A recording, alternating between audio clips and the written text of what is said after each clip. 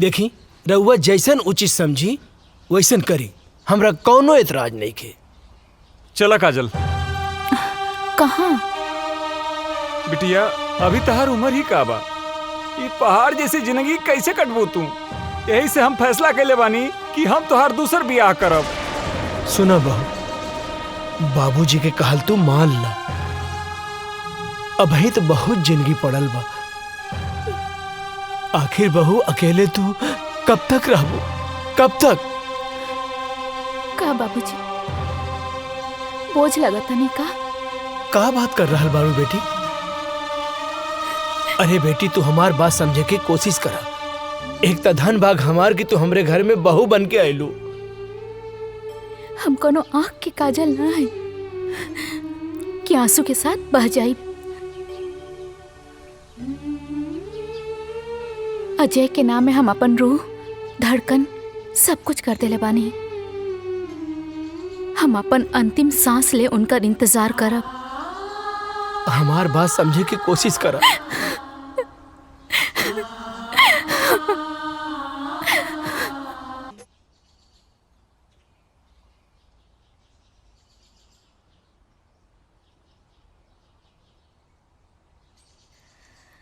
बहू, ये तू का कर रहा बाड़ू बहू?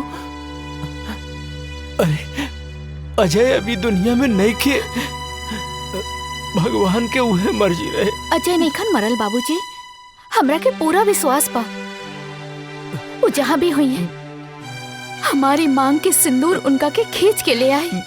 अजय के भाई तू ही समझावा बहू के। बेटी माजी, हमरा के विश्वास पा वो जिंदा हुए। हाँ बेटी, सब ठीक हो जाए। भगवान पे भरोसा रखा, सब ठीक हो जाए।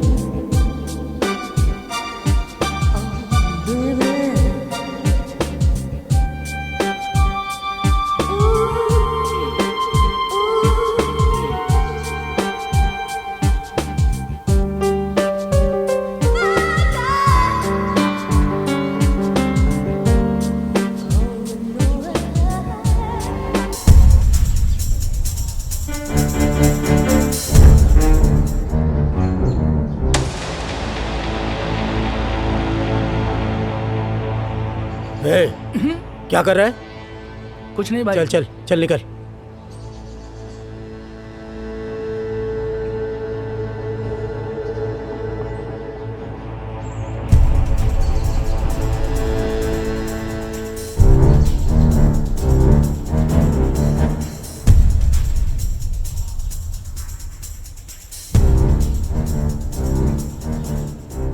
क्या हुआ भाईजान?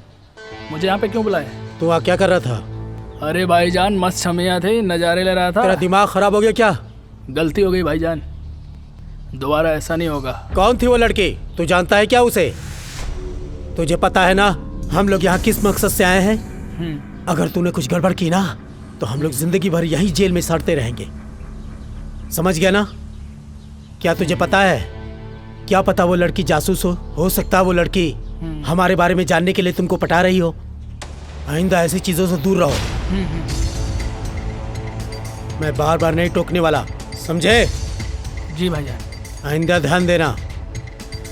सिर्फ वो लड़की नहीं, और भी लोग हो सकते हैं जिनकी नजर हमारे ऊपर ही हो। हमें यहाँ बच बचा के रहना है और अपने काम को अंजाम देना है। किसी को भी भनक भी नहीं लगनी चाहिए कि हम कौन हैं और यहाँ पर क्या कर रहे हैं। जी भाईजान, जी भाईजान। समझे क्या? जी भाईजान। जाओ तुरंत होटल के कमरे में, तुम बाहर मत निकलना।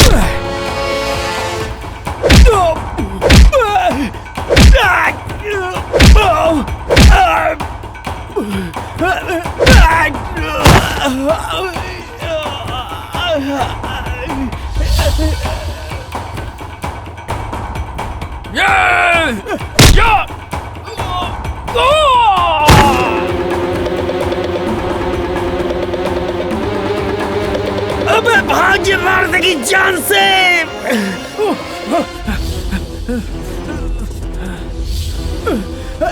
जल्दी भाग।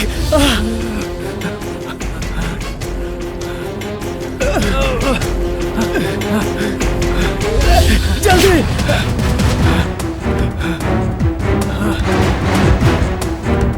भाग, जल्दी भाग।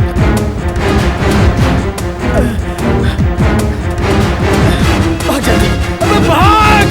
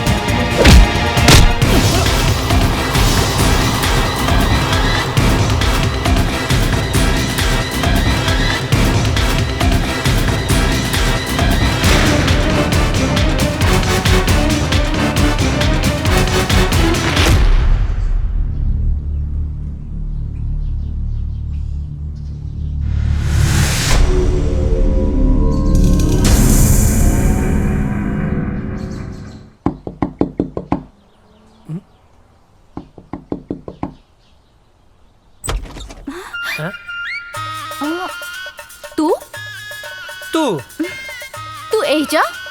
तू एजा? अरे लेकिन ये तो वर्मा चाचा के घर है ना? हाँ, उन्हीं के घर है, वो हमार बाबूजी हमें। अच्छा ठीक बा। हे पैर पिछले काहे? पहली दफे घरे आई लोग, दाहिना पैर आगे बढ़ावा ना।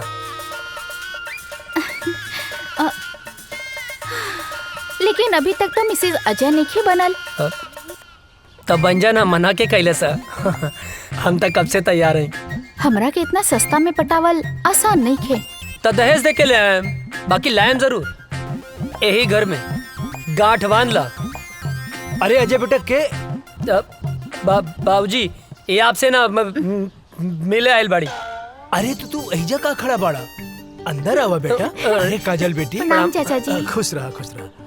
अरे भीतर आवा। ना ना ना उ त बाबूजी आपके घरे बोलौले रहले ना। अच्छा? तो बस टाइम पे आ जाई उहे बतावे खातिर आइल रहनी। हाँ ठीक बा, आ जाए भब। चल तनी प्रणाम। खुश रहा। अरे रुका बेटी। हाँ अरे बुड़बक्के बाड़े का। हाँ बाबूजी। का कहले? अरे ना बाबूजी। हाँ हाँ ठीक बा, जाओ काजल का घरे छोड़ के आवा जाओ। चला।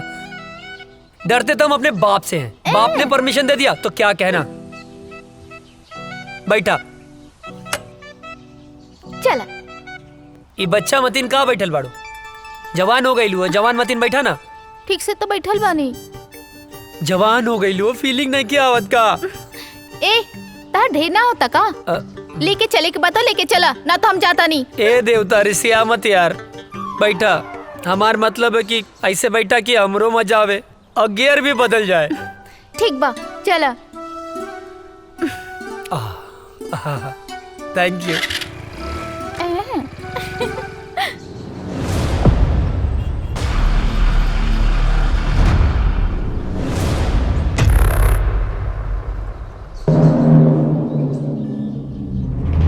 अस्सलाम वालेकुम। वालेकुम अस्सलाम। क्या खबर है? सारी तैयारियां हो चुकी हैं जनाब। इस बार हम लोग चूकेंगे नहीं। बस आपके हुक्म की देरी है। हमारे सारे जवान तैयार हैं हिंदुस्तान के सैनिकों का सर धड़ से अलग करने के लिए। आमीन। जी जनाब। कोई गलती नहीं होनी चाहिए। जैसा आपका हुक्म, बस आपके हुक्म का इंतजार है हमें। ध्यान देना, इस बार मिशन में कोई खलल नहीं होनी चाहिए। जी जनाब। ऐसा कहर मचाओ कि हिंदुस्तानियों का रोम रोम कांप उठे। जी जनाब। धमाका ऐसा हो कि हिंदुस्तानियों की आने वाली 7 पीढ़ियां थर्रा उठें। उनकी हदें उनको याद दिलाओ। जी जनाब। और जाओ मुनव्वर खान को भी ये इत्तला कर दो ताकि वो सारी तैयारियां शुरू कर सके। जाओ। जनाब आपका हुक्म सर आंखों पे।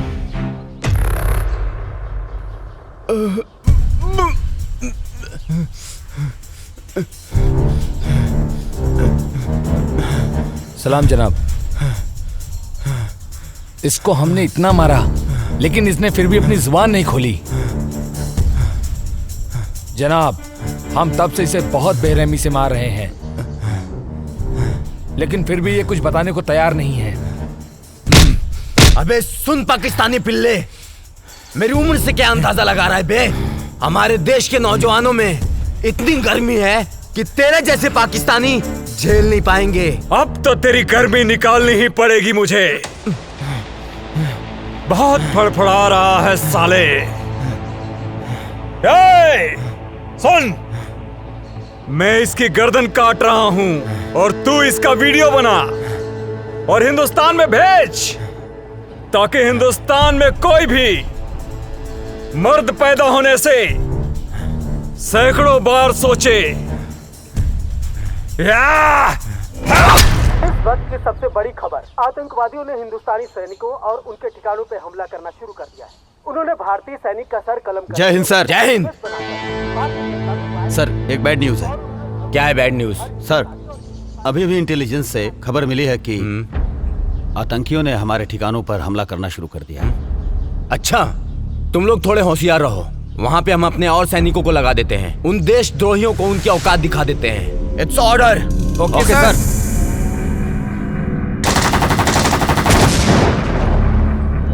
इस वक्त का सबसे ताजा खबर, आतंकवादियों ने हिंदुस्तानी सैनिकों और उनके ठिकानों पर हमला करना शुरू कर दिया है। उन्होंने एक भारतीय सैनिक का सर कलम करके उसका एमएमएस बनाकर भारतीय जनता में वायरल कर दिया है और उन्होंने धमकी दी है कि हर हिंदुस्तानी और हिंदुस्तानी सैनिक का यही हाल करेंगे जब तक उन्हें उनका पूरा हक नहीं मिल जाता। सेना प्रमुख ने आर्मी को पूरी तरह अलर्ट रहने का आदेश दिया है। इस हमले का जिम्मेदार आतंकी संगठन प्रमुख अजहर पठान माना जाता है। अजहर पठान आतंकियों का मुख्य कमांडर है। जी हाँ दोस्तों, ये वही अजहर पठान है जिसका आज तक किसी ने चेहरा नहीं देखा है। देश दुनिया की सारी ताकतों ने इसे पकड़ने का पूरा जोर लगा दिया है, लेकिन आज तक वो किसी के हाथ नहीं आया है। हाथ आने की बात तो दूर, किसी ने आज तक उसका चेहरा तक नहीं देखा है। सिर्फ लोगों में उसके नाम का खौफ है, अजहर पठान, अजहर पठान। अब देखते हैं हिंदुस्तानी सैनिक उनकी बुरी नजरों पर कैसे पानी फेरते हैं। आप बने रहिए हमारे साथ देश दुनिया की सारी खबरों के साथ।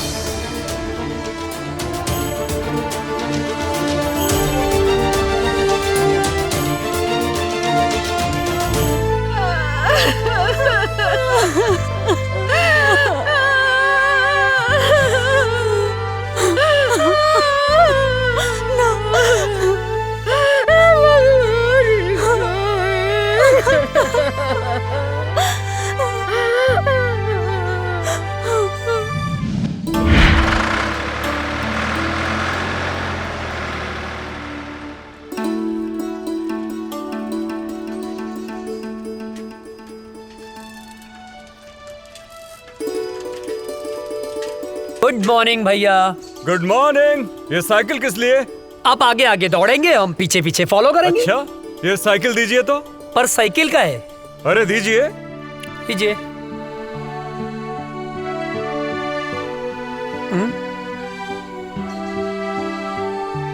चश्मा दीजिए जरा। चश्मा पर काहे? अरे दीजिए। बुढ़ौती में जवानी सूझेला। कैसे लग रहे हैं हम? एक नंबर भैया। अरे अरे बैठना नहीं है, फॉलो मी। ये भैया का ऑर्डर नहीं है, फौज का ऑर्डर है। भैया का ऑर्डर नहीं है, फौज का ऑर्डर है, बैठना नहीं है। अरे फौजी आप हैं, दौड़े हम का है। फॉलो मी, जल्दी करो वरना सजा डबल हो जाएगी। भैया गलत बात हो।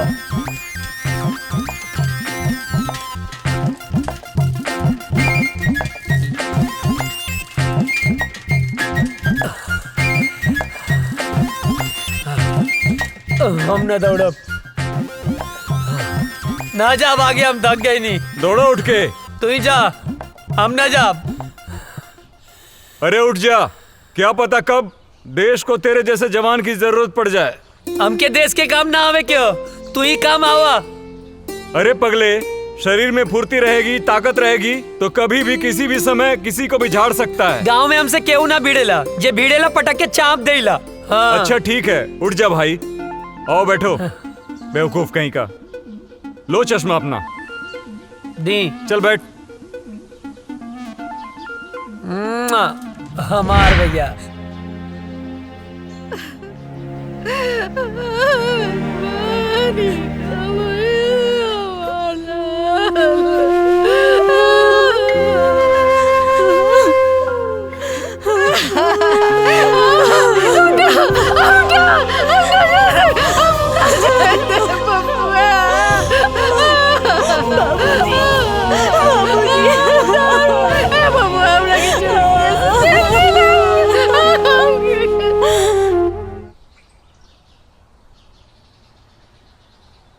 चाचा जी, ओ चाचा, का भेल चाचा, काहे रोवत बड़ा?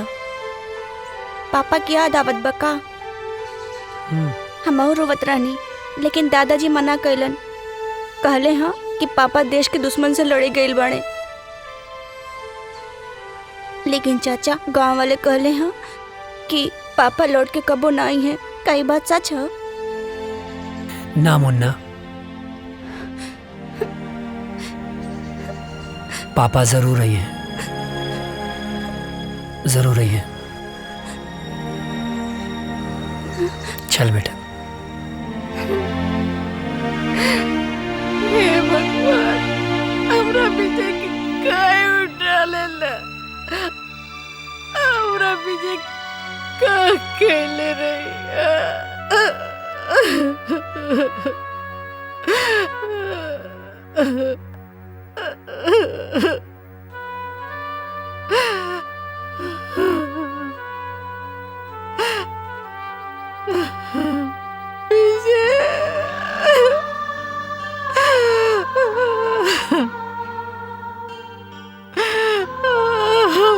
राम लखन की जड़ी टूट गई।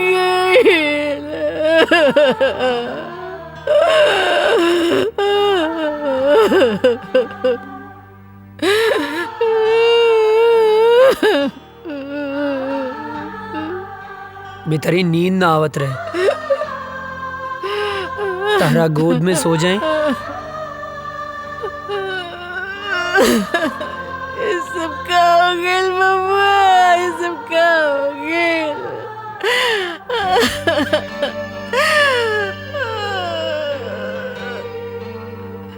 काय ऐसा होला? एक जमीन के टुकड़े खातिर भैया हमनी के छोड़ के ना गईले माई।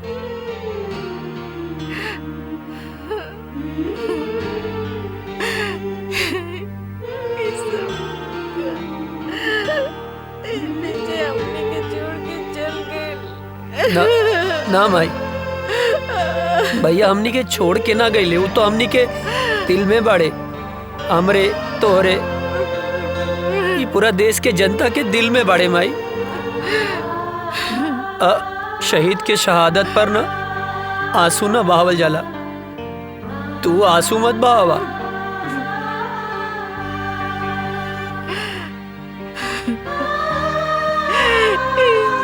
सब काय होला?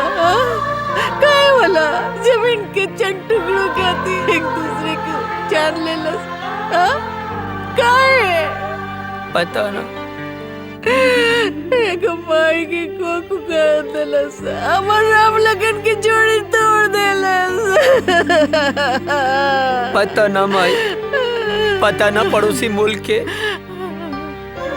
हमनी के देश से कौन नाराजगी बा, पता ना। बबुआ तू हमरा के छोड़ के कहीं मत जाइए, हमरा के छोड़ के नहीं तो हम मर जाएंगे बबुआ। ना जाए माई, हमरा के छोड़ के ना जाए, मत जाइए। कभी ना जाए, कभी ना जाए भाई, कभी ना जाए।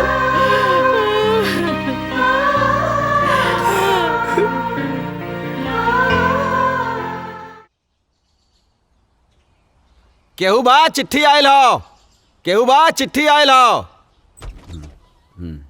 चिट्ठी आयल हो। हाँ आवतानी।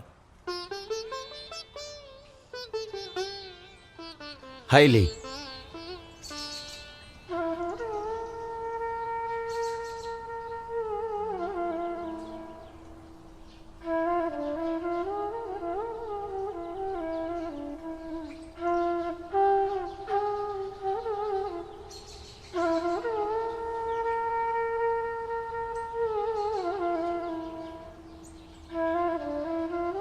ना ना, चूल्हा भाड़ में गई सरकारी नौकरी। हाँ? एक बेटा तो शहीद हो गई, दूसरा बेटा के हम शहीद ना होके के देव। सरकार अपन नौकरी अपन पास ही रखी, कह देता नहीं। हाँ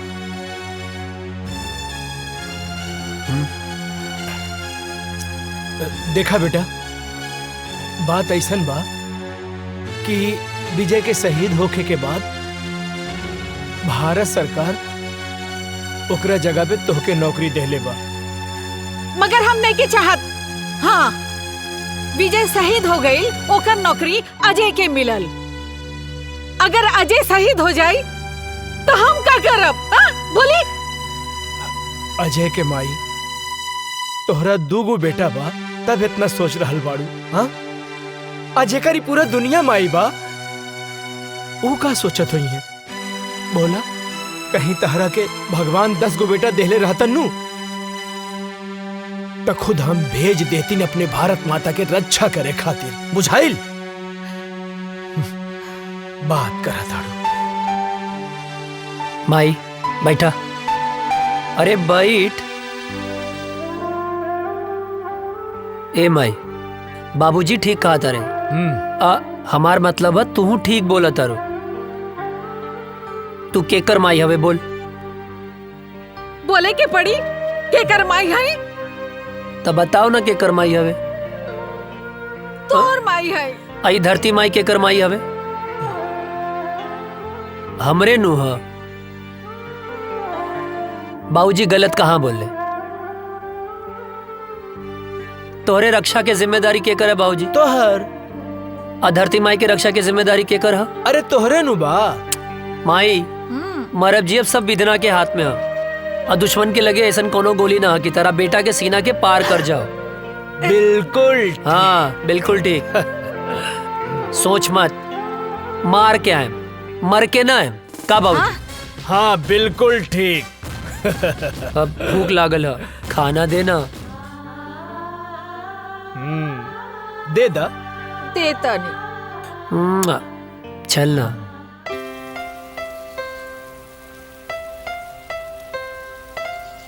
अजय, तोहार रेलवे में सिलेक्शन हो गई।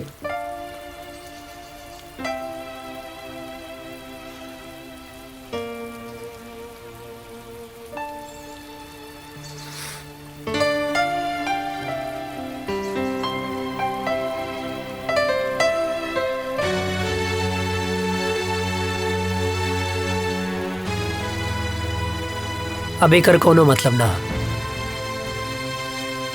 हम फौजी बनब। अरे ये तो बहुत अच्छा फैसला कैला। हाँ।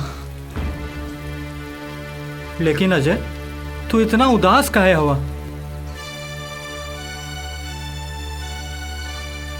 तोरा के विजय भैया के याद आवता ना? हाँ यार, बहुत याद आवता। अब ये उदासी के बोझा तू कब तक ढोईबा? देखा, जौन होके रहल तौन तो हो गए। शायद भगवान के यह मंजूर रहल। चाचा चाची, भौजी, भतीजा के समझावा, उनकर हिम्मत बना। अगर तू टूट जाइबा तो उन्हन के का होई? ठीक कहत वे यार। और वो काजल दिन रात तोरे याद में तड़पत बिया। तू तो फोन उठावे लेना। तू हमके अश्याम के फोन करेली बेर बेर।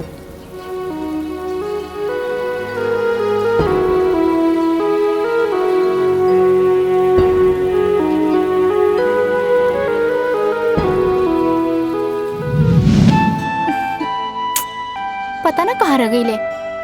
आवे दे बतावा तनी।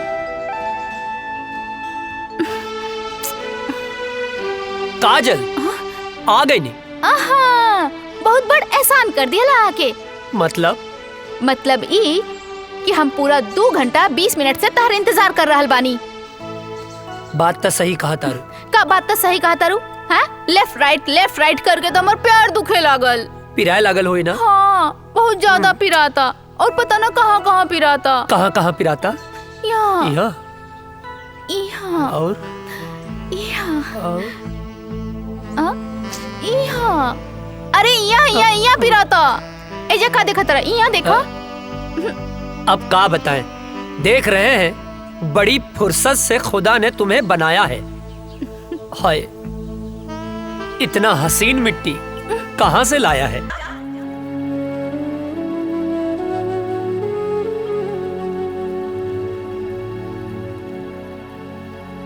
अजय,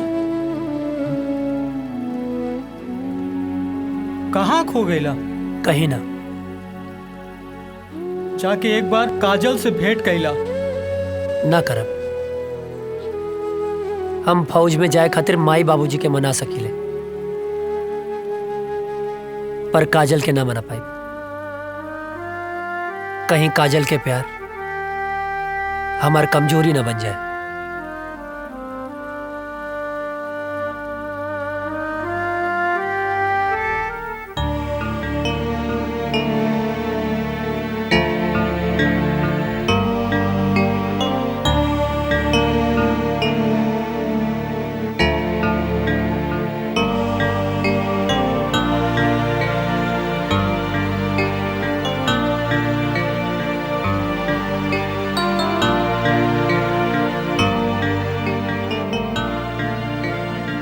बबुआ, एक बार विचार कर ला। हम माई है ना? हाँ, हम अपन मन के ना समझा पाता नहीं। विजय के सदमा तो हम बर्दाश्त कर लेनी, लेकिन तो के कुछ हो जाए तो हम ना बर्दाश्त कर सकब। तो के तो खुश होके के चाहिए माई। हमके देश के सेवा करे के मौका मिलल बा। अब ऐसे ताक के ना हमके ब्लैकमेल मत करा। खुशी खुशी भेज ना यार।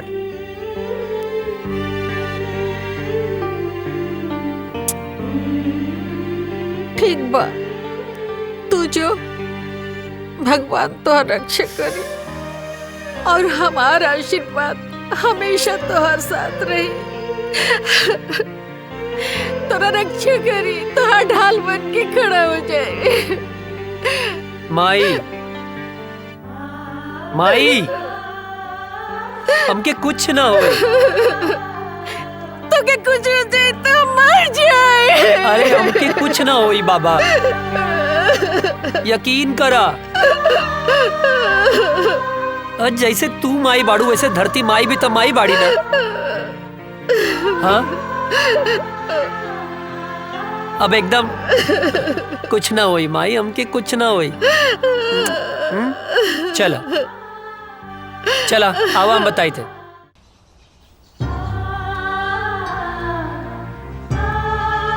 चला खुश रहें बाबू।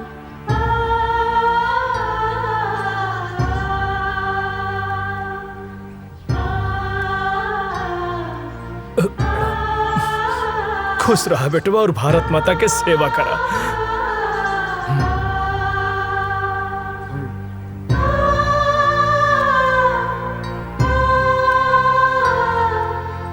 माई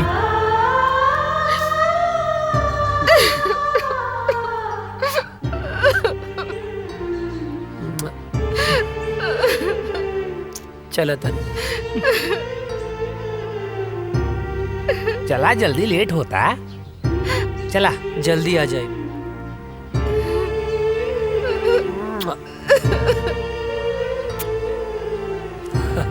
चला श्याम चला। चाचू जय हिंद। जय हिंद।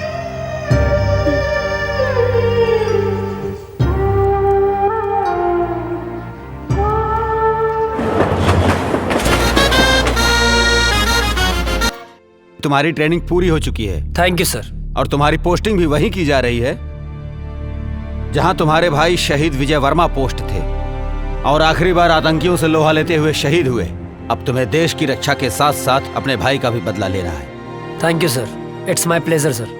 और मुझे पूरा यकीन है कि तुम भी पूरी जाबाजी और दिलेरी के साथ माँ भारती के दुश्मनों को उनकी औकात बताओगे सर। और हाँ, ड्यूटी ज्वाइन करने से पहले छुट्टी दी जाती है। जाओ अपनी फैमिली के साथ एंजॉय करो। Thank you sir, thank you so much सर। सर जय हिंद। प्रणाम बाबूजी। खुश रहा का हाल बा बेटा? बाबूजी ट्रेनिंग पूरा हो गई। तो बहुत बढ़िया बात। अब खुशी के बात ही बा कि कुछ दिन खातिर हम घरे आवतानी। अरे ये तो बहुत खुशी के बात बा। माई कहाँ बाड़ी? कहीं गई बाड़ी। बाबूजी बोला ना। ना रह दा, आके बताएं। ठीक। जी बाबूजी प्रणाम। खुश रहा। अरे विजय के माई, विजय के माई। जी। अरे जल्दी एक लोटा पानी लेके आवा, बहुत बड़ खुशखबरी बा। जी। जल्दी आवा, जल्दी आवा।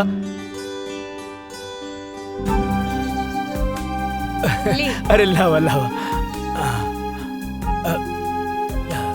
का खुशखबरी बाजी? अरे रुका भाई,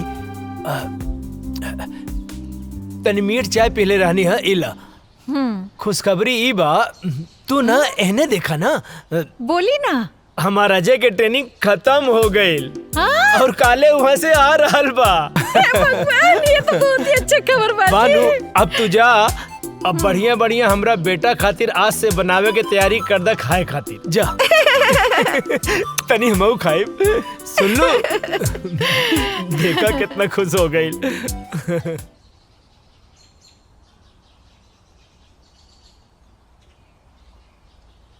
माई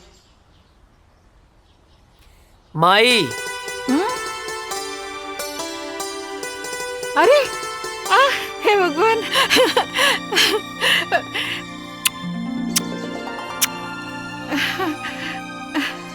अरे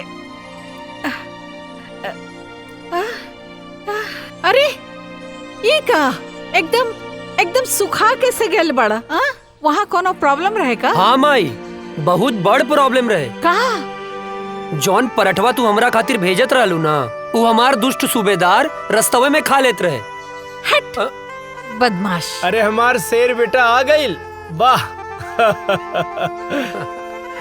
अरे अजय के माई, खुश रहा खुश रहा। हाँ बेटा हमार शेर आ गइल। अजय के माई। हाँ जी। चीता के जाने लू? वो का होला? वो होला सबसे दूबर। हाँ? बाकी एक बात सुन ला, सबसे आगे उहे रहेला, जैसे कि हमार बेटा। चाचा हमारा खातिर कर ले लह। तोहरे लिए। श्याम। हाँ दे। इला। अरे भाई हम पाकिस्तानी ना, ही सब पाकिस्तानी लोग का का दाय करिए कर हा। पप्पी। अभी ना इधर। यार भी। हाय शाबाश। इले। इतना सा तहु तो इतना सा बाड़े, जब बड़ हो जाइबे ऐसन वर्दी पा जाई त तोहरो के बड़गन मिल जाई का बाबूजी? एकदम बिल्कुल ठीक। जा खेला। जब बना गाँव के शेर तू। और बाबूजी आप ठीक बानी ना? हाँ। अरे यार राजा दशरथ और कौशल्या माता और राम की मिलाप हो गई है तब तो चल के कुछ काम काज कर लिहल जाओ भाई साहब। ई का बगत रहे छोटन? हाँ चाचा कुछ काम है ना, जो यार अजय का अरे काम? आप काहे मारत अरे रहा? चाची कुछ जरूरी। पर आज कौन काम है? हाँ मैं इधर आता नहीं, हमारा कैसा मालूम बा कि तू इधर आता रहा, तोरा कैसा मालूम बा? हाँ हाँ, मत ढेर बोला मत। हाँ, हम कहते नहीं, चला चला चला रुक जा। अरे भाई चला। ड्रेस अरे चेंज, आवा, ड्रेस आवा। चेंज तो कर अरे लेते आवा हैं। ना। अरे चाचा जी अरे रे रे जो पता ना कौन काम रहे रे? कौन काम?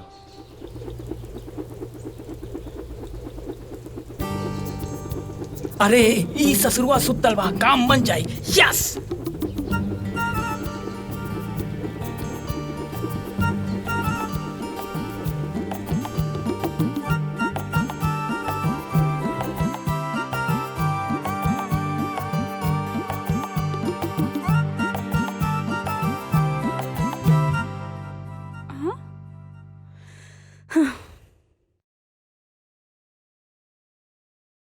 हे भगवान, कितना अच्छा सा झाड़ू लगावत हनी, फिर भी पता नहीं कहाँ से कागज आ जाता। हवा भी तो ना चलता।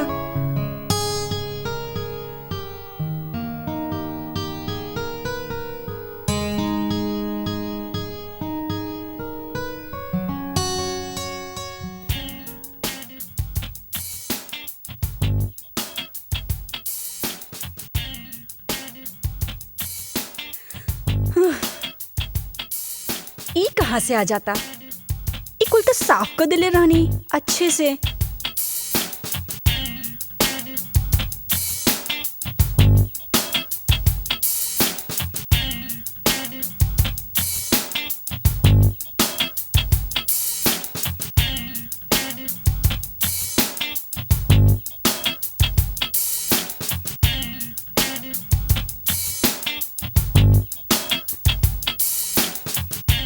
अरे रे रे रे रे रे, हम बानी हम। तू काहे हमारे घर में चोर खाने घुस गइल बाड़ा? चोरी से? अरे हम तो सीना जोरी से आयल बानी हो, तो हाल बाबूजी से हाथ मांगे आयल बानी। अच्छा ते ई कूड़ा काहे फैलावत अड़ा? तू समझल करा। धत तू बड़ा ऊ बड़ा। लागे तो हमार जादू तोरा पे चल गइल बा हो। जब ऐसे पीछे पड़बर राजा तब जादू चलिए जाई। हमके यही दिन के बहुत दिन से इंतजार रहल। अरे कविता कहाँ मारू? अरे जल्दी से एक गिलास पानी तो लेके आवा बेटा। हाँ बोल ना। अरे अच्छा यार छूट जाते हैं कहाँ? हाँ ठीक बा हम गमला में छूट जाए। हाँ। अरे कविता कहाँ बाड़ू? अरे हम काहे छुपे? अरे हम तो तोहर बाबूजी से तोहर हाथ न मांगे आइल बानी। धीरे धीरे बाबूजी जाग गई बड़े। अच्छा एक तरह हाथ मंगवा ना तब बाबूजी हम दोनों जाने के काटती हैं। अरे बिटिया का करे तारू, जल्दी ले आओ पानी। तू चिंता ना करा, हम तोहर बाबूजी के समझा ना ले। हाँ अच्छा बाबूजी के समझा ले बा। अरे बात के समझो। एगो आदमी ना घर में घुस आइल रहे और बाबूजी ओकरा के ना मार मार के आज वो टूटल टांग लेके बाजारे में भीख मांगता। का बात करा तू? हाँ। टूटल टांग? अरे हम भीख ना मांगा, सुना हमके कहीं छुपा देना, कहीं छुपा दे। हे भगवान बचा लिया हमको, कुछ नहीं करा हम। हे भगवान। अरे बेटा कविता, कहाँ रह गयलू? इली बाबूजी आगे नहीं। का बिटिया, काहे इतना देर लगा देलू पानी लावे में? अरे बाबूजी गिलास धोवत रहनी है। अरे बाप रे, इतना सुंदर लड़की के ऐसा राक्षस ऐसा बाप, हे भगवान बचा लिया। अरे हम 100 किलो के लड्डू चढ़ा दे, प्लीज हमके बचा लिया। हमारे हाथ पैर टूटे वाला बा, हम भगवान हम कबो पीछा नहीं करब, भगवान बचा लाना। हम जिंदा हमके बचा लो भगवान, बचा लो।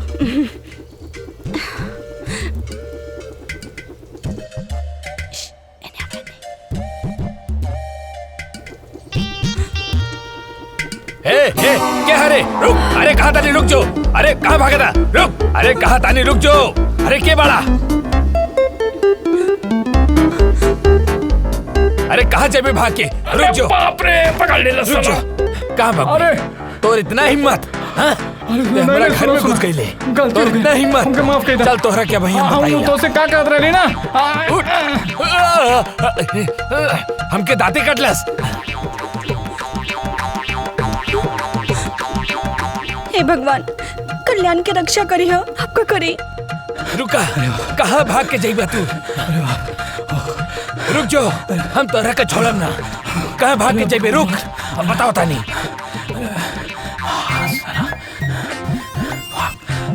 भाग जल्दी भाग।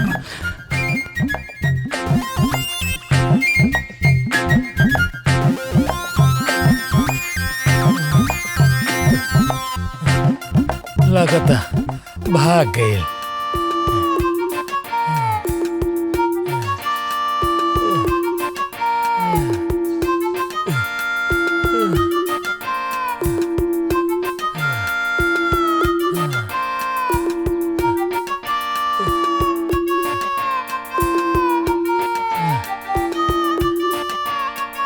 लगता भाग गए। खैर वो हमके चाहे जब मिली हम ओकरा के छोड़म ना, चाहे जब मिली हम ओकरा के छोड़म ना।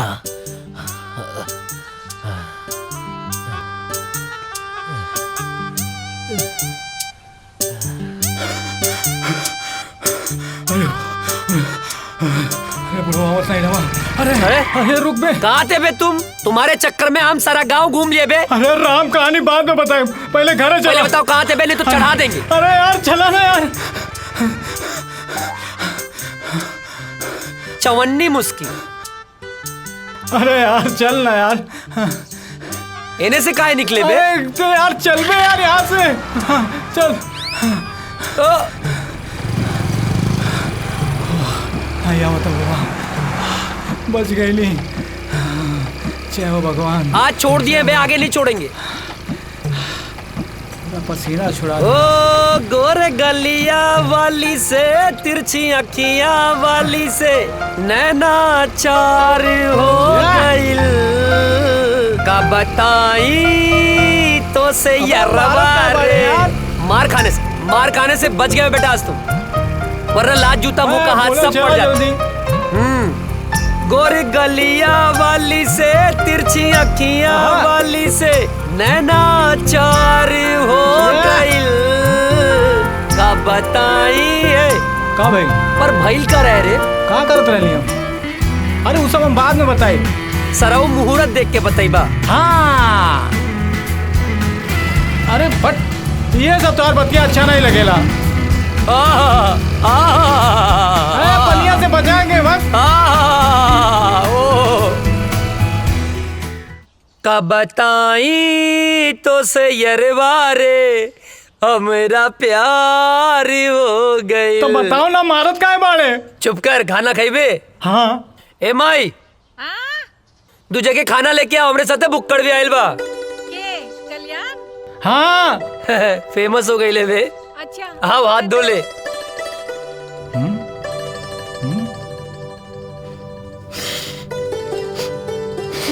ए हाँ जाके हाथ धो। अरे हमार हाथ तो साफ बा। साफ बा? सलून के पानी कितना दिन में बदले ले? जबले कीड़ा ना पड़ेला। अबे गंदा हो रहा।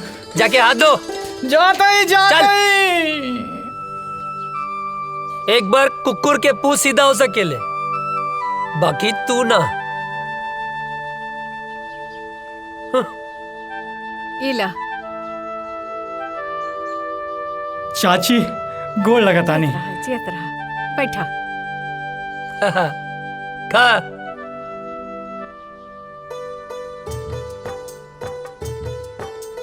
ए चाची, हम तो ठीक बानी, बाकी हमार बड़की भौजी कहाँ बानी? माई के गेलवाड़ी। हाँ, यही से तो खाना हमके पकावे के पड़ा था। तनी अजय के समझावा, जल्दी से ब्याह कर ले। हमरो के हाथ पटावे वाली चाहिए ना। वो नैहर गईली, छुटकी बहू आ जाई ता हमार साथे हाथ पटाई ना। हाँ, और नहीं तो का। और वैसे भी बुढ़ापा में काम कहाँ पावेला। ढेर ना होता। नहीं, बहाव के रोक, गति के धीमा कर। हाँ। ओकरा के काहे धमकावा ताड़े? हाँ, हम सब बुझी ले। अरे हमार माई यार, ड्यूटी और ब्यूटी, नौकरी मिलते ही ब्याह कर ले।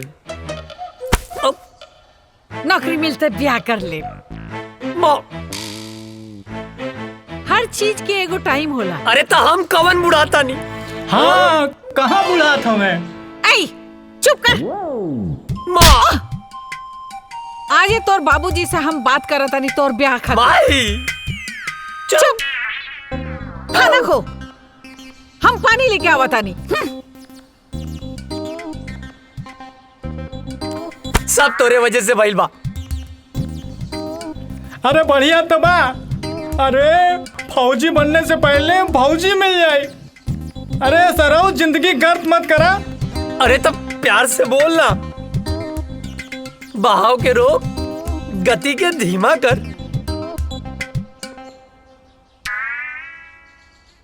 अरे यार, तुहार तो ब्याह हो जाए, हम तो साला छलवे बजाते रह जाए। सुन, तू चिंता मत कर। तू जिंदगी भर अस्तूरा न चले बे। ये कुकुर मुत्ता नियन शकल मत बनाओ। तोरा जान के का नाम है? सामान। अरे तोर प्राण रे। कविता। अगर हमार कविता के और पढ़ लेलस ना तो हम जान दे दे। तोर जान इतना सस्ता हो?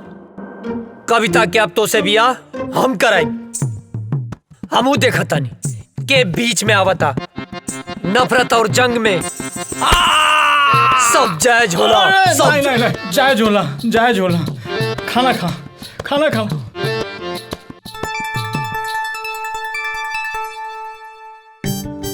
तू चिंता मत करिए। हाँ, नहीं करम, हम एकदम चिंता नहीं करम। माई, अरे पानी देना यार। सुना बिटिया, हाँ बाबूजी। हम जाता नहीं कुछ काम से। हाँ, थोड़ा ध्यान रखिए। हाँ ठीक बा बाबूजी।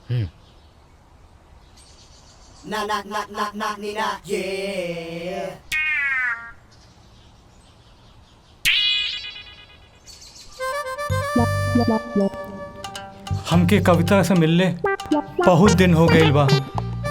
आज जाके कविता से मिलब। हाँ, बढ़िया मौका बा, जाता नहीं।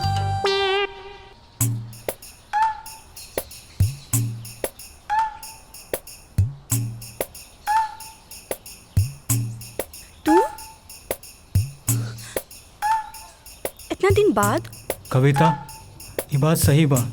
हम तोहार बाबूजी से डराइला, लेकिन यहो बात सच बा कि हम तोहरे बिना जी ना सकेंगे। आज हम एगो फैसला कर ले बानी कि हम जियब चाहे मरब, लेकिन ब्याह तोहरे संगे करब। कल्याण, तू हमरा से इतना प्यार करेला? हाँ, अपने जान से भी ज्यादा।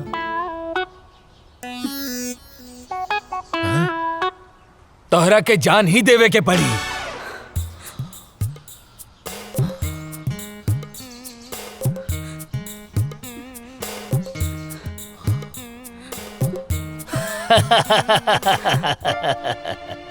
प्यार भी करेला और डर भी लगेला। हाँ? हम दरअसल देखे के चाहत रानी कि तू हमरा बिटिया के सच्चा प्यार करेला कि नहीं। काहे से कि जे सच्चा प्यार करेला ना ओकरा में हिम्मत अपने आप आ जाला। और आज हम बहुत खुश बानी कि तू सच्चा प्यार करेला और हिम्मत दिखौला। अब हम निश्चित हो गए बानी कि तू हमार बिटिया के ध्यान रखबा, ओकरा प्यार करबा। अरे अरे जुग जुग जिया बाबूजी। तेरी अखा का यो काजल कर देता है मैनू घायल।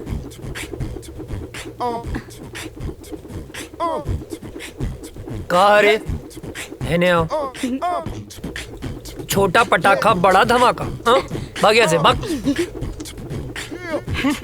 अरे बबुआ, जेकरा खातिर इतना फीट फाट होत बड़ा ना, तारा बाबूजी ओकरा बाबूजी से मिलके बात पक्का करे खातिर गइल बाड़े। हाँ? सच्ची माई? हम जाना तानी तोहार जान कहाँ अटकल बा। अरे अजय के माई, अजय के रिश्ता पक्का हो गई। हाँ, अब सुना तू एक बात कान खोल के सुन ला। दिग्विजय सिंह फौजी के बेटा के बियाह हट तनी घर के बढ़िया से एकदम जगमगा दिया। हाँ, ताकि लोग आए देखे देखते रह जाए। ठीक ना? हाँ ना बेटा? हाँ बाबू। हाँ, ठीक बा। Thank you Mai. Thank you बाबूजी। तेरी अखा का यो काजल कर देता है मैनू पागल। नर नर नर नर नर।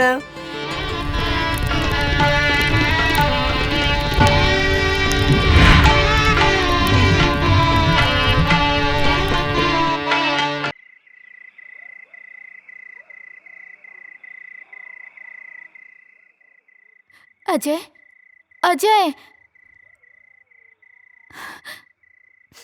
ए काजल, का भइल? काहे रोत तारू? तारा के लेवे खातिर कुछ जवान लोग आइल बड़े। वो काहे बदे? वो लोग कहते रे कि ऊपर से ऑर्डर बा, तारा के जाए के पड़ी। ए पगली, एहर देखा। अरे तय में इतना रोवे के कौन बात बा? ऑर्डरे नु आइल ह। हम फौजी हैं। जब जब ऑर्डर आई हमके देश के रक्षा खातिर जाए के पड़ी। आई तो हमार फर्ज है। तो हम का है? का हमरा खातिर तार कोनो फर्ज नहीं खे? देखा काजल, देश से अपन तुलना मत करा। एक जवान के लिए पहला फर्ज होकर यह रहेला कि वो पहले अपने देश की रक्षा करे। तू हमार प्राण हो। तुहार हर सांस हमरे सांस में बसेला। एहर देखा, हमार ताकत बना, कमजोरी मत बना। बनबू ना? हंसा। जाके हमार वर्दी ले आवा।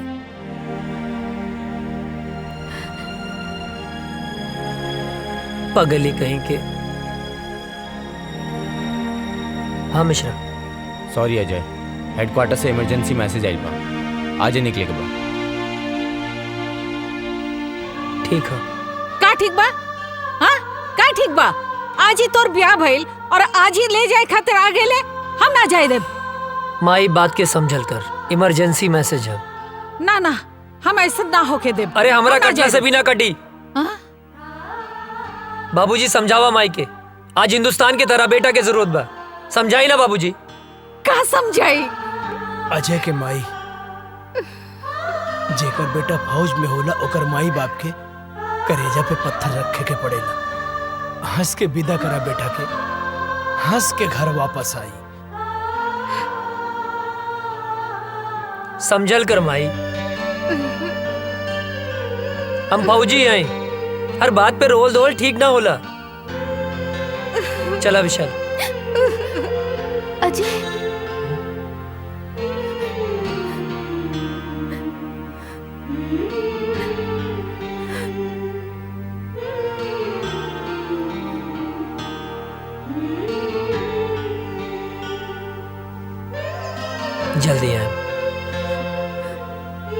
ख्याल रखिए।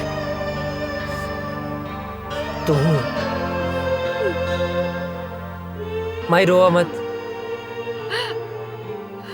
माई बाबूजी के ख्याल रखिए।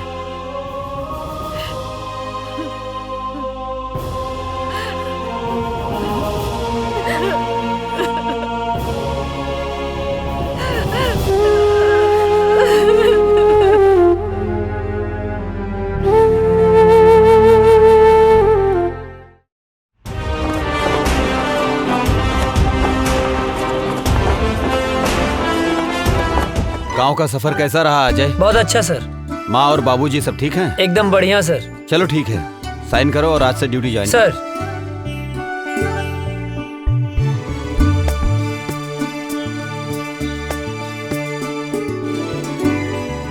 जय हिंद।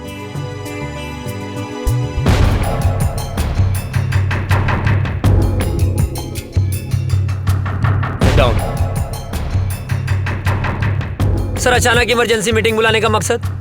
अभी अभी गुप्त सूत्रों से पता चला है कि ये पाकिस्तानी आतंकवादी हमारे देश के खिलाफ साजिश कर रहे हैं। सर, वो घुस चुके हैं तो पकड़े भी जाएंगे सर। और वो एक बड़े प्लान के साथ गुजरात, राजस्थान और कश्मीर के भीड़ भाड़ वाले इलाके में बमबारी करने वाले हैं। बहुत जल्द वो लोग उस प्लान को अंजाम देने वाले हैं। वो किसी भी हद तक जा सकते हैं जी। और आश्चर्य की बात यह है कि हमारे देश के ही कुछ लोग उनकी हेल्प कर रहे हैं। हमें चौकन्ना रहना होगा।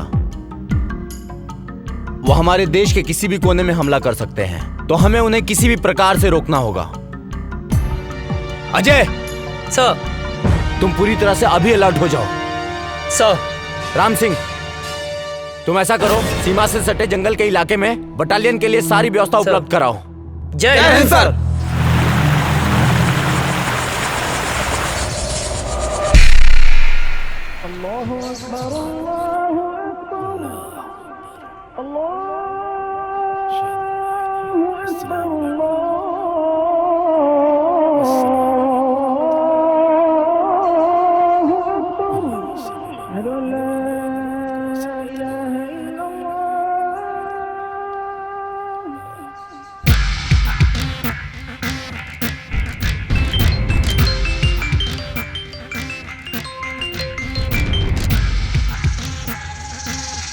जी बॉस, हुक्म कीजिए। धारा 370 खत्म होने से हमारे सिपाहियों के इरादे कमजोर तो नहीं हो रहे हैं? नहीं बॉस, हमारे इरादे तो और भी पुख्ता हो गए हैं। वाह।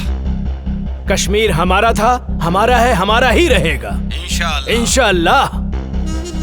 आगाज तो उन्होंने किया था, खत्म हम करेंगे। बहुत खूब, आमीन।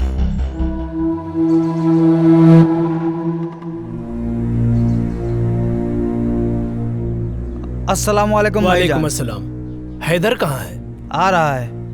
सलाम वालेकुम भाईजान। वालेकुम अस्सलाम। हैदर। हाँ भाईजान। क्या हाल समाचार है? आर्मी में एक नया नौजवान ऑफिसर आया है, अजय वर्मा। ये वही विजय वर्मा का छोटा भाई है। विजय वर्मा भी आया था हमारे मंसूबे पर पानी फेरने के लिए। उसको तो हमने जहन्नुम में पहुंचा दिया। लग रहा है इसको भी इसके भाई के पास पहुंचाना पड़ेगा। अरे हम लोगों का तो बस एक ही मिशन है, कश्मीर की आजादी और पूरे हिंदुस्तान की बर्बादी। और इन हिंदुस्तानियों को हमारी ताकत का एहसास होना चाहिए। कश्मीर पाकिस्तान का पाक हिस्सा था जो हमसे धोखे से छीन लिया। हमारे शरीर में खून नहीं, बारूद है, बारूद। जो हमसे टकराएगा उसके चीथड़े चीथड़े उड़ जाएंगे। हमारे जीने का मकसद है कश्मीर की आजादी। नारे तकबीर, अल्लाहू अकबर, नारे तकबीर, अल्लाहू अकबर, नारे तकबीर, अल्लाहू अकबर।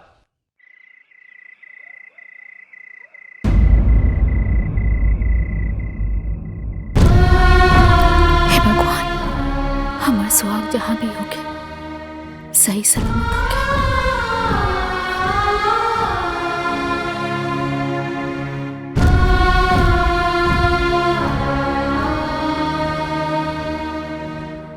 हे देवी मैया, हमारे बेटा की हिम्मत और हौसला दी।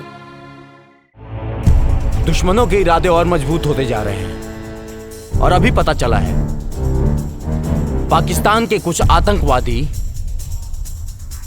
हमारे देश में घुसने की कोशिश कर रहे हैं। हमारी सुरक्षा एजेंसियों द्वारा पता चला है कि कल परसों तक वो हमारी सीमा के अंदर होंगे। उनकी प्लानिंग हमारे यहां बम ब्लास्ट करने की है।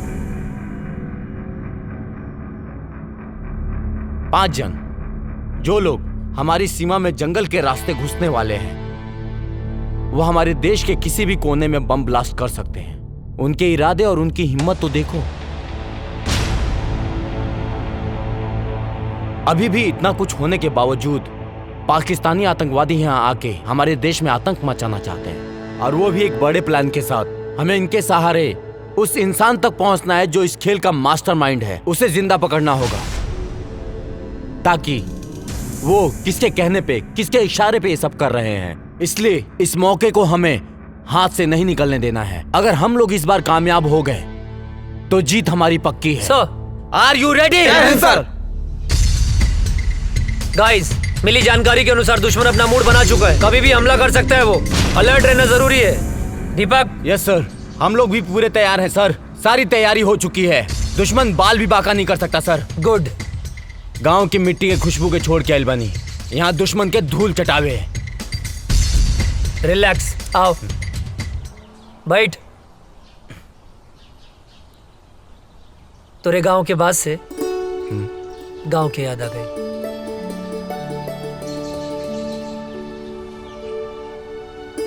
भाभी के फोटो का?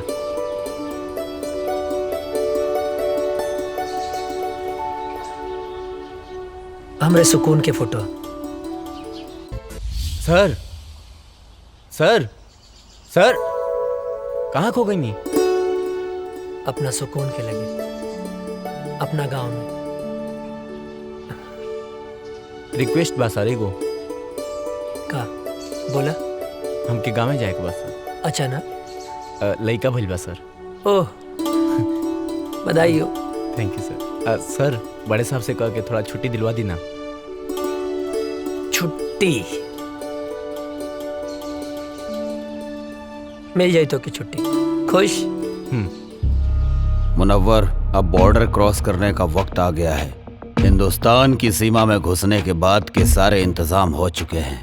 बस तुम्हें बॉर्डर क्रॉस करते वक्त सावधानी बरतनी होगी। चारों तरफ हिंदुस्तानी सैनिक गश्त करते रहेंगे। बहुत संभल कर चलना होगा। हिंदुस्तान में हमारे लोग तुम्हारा इंतजार कर रहे हैं। बस तुम्हारे वहां पहुंचने की देरी है। मुझे तुम पर पूरा भरोसा है। तुम वहां पहुंचने के बाद अपने काम को अंजाम जरूर दोगे। इस बार हम काफिरों को सबक सिखा कर रहेंगे। खुदा हाफिज।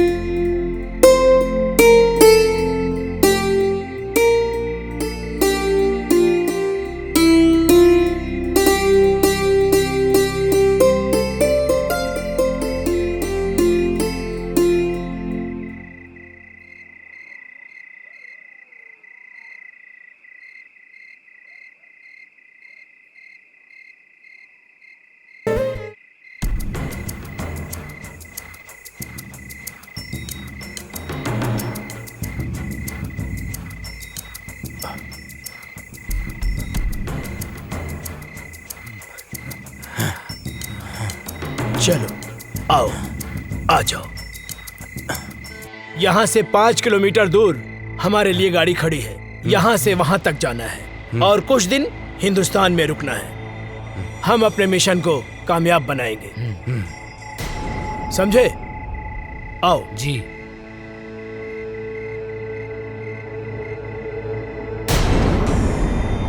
इस तरफ से आ जाओ।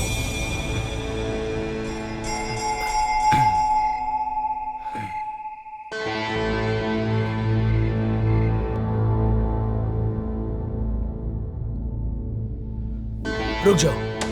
अब यहां से ना 500 मीटर दूर हिंदुस्तान की सीमा शुरू हो रही है। हमारी सीमा यहीं खत्म होती है और वहां पे हमारे लोग हैं। वहां जाने के बाद हम अपने लोगों के साथ मिल जाएंगे। आप लोगों को संभल कर चलना है, धीरे से, ठीक है? चलो, एकदम सबको चौकन्ना रहना है क्योंकि यहाँ पर सैनिक गश्त हमेशा करते हैं। जी जनाब। सबकी नजरों से बचते बचते हमें आराम से धीरे धीरे चलना है, ठीक है? अब चलो।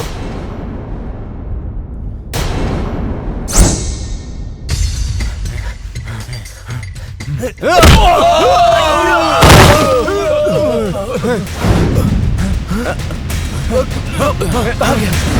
किधर गया? किधर गया? कौन है? कहाँ गया? किधर गया? चलो। जी जनाब।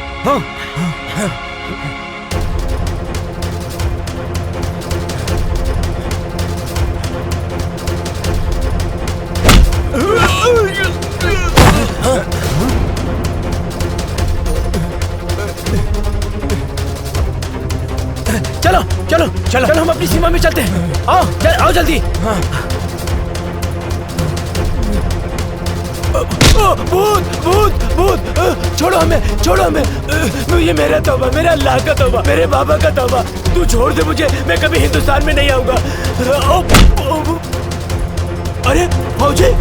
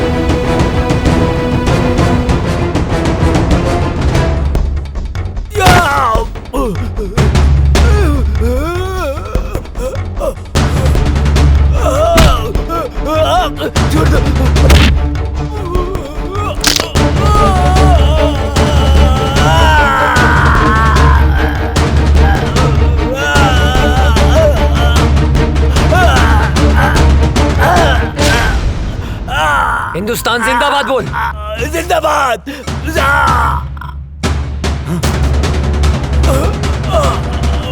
ना तुम लोगों का ईमान है, ना तुम लोगों का धर्म।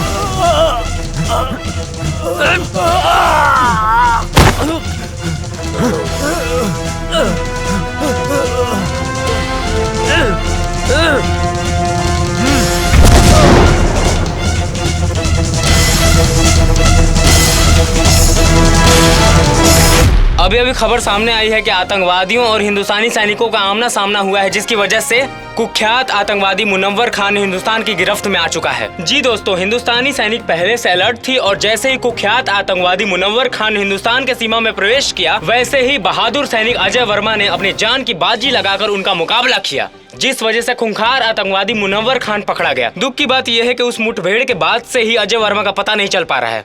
खूंखार आतंकवादी मुनव्वर खान से पूछताछ जारी है और अभी भी लापता अजय वर्मा को ढूंढने का प्रयास किया जा रहा है।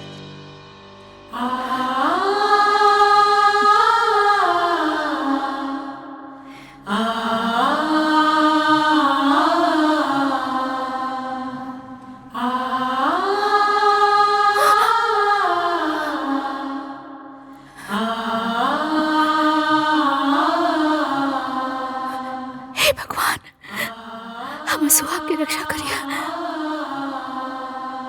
एक दिल दहला देने वाली खबर सामने आई है, अजय वर्मा शहीद हो चुके हैं। जी हाँ, सेना प्रमुख के द्वारा बयान जारी किया गया है कि मुनव्वर खान के साथ मुठभेड़ में ब्लास्ट हुआ था, जिसके बाद से ही अजय वर्मा का कोई पता नहीं चल पा रहा है। ब्लास्ट की जगह से कुछ सामान बरामद हुए हैं, जो सामान अजय वर्मा का बताया जा रहा है। इसी से अनुमान लगाया जा रहा है कि अजय वर्मा शहीद हो चुके हैं।